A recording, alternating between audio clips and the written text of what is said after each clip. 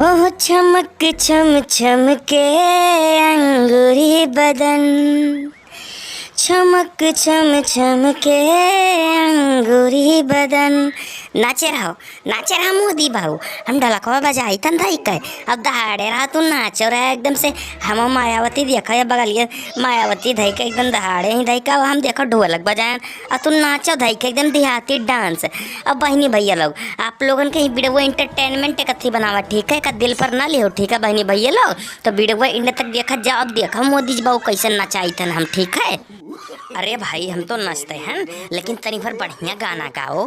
अरे वो वाला गाना खेसारी ललवा वाला, नोट बरसे तोहरा नथुनिया पर, जब हिलावे लो कमर अरे मुनिया पर।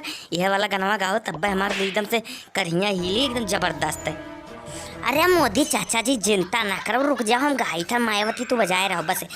क्या नोट बरसे तोहरा नथुनिया पर, जब हिलावे लो कमर अरे मुनिया पर।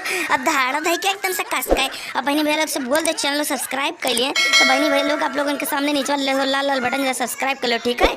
अब मिले थे दूसरे वीडियो में, ठीक है, बाय बाय।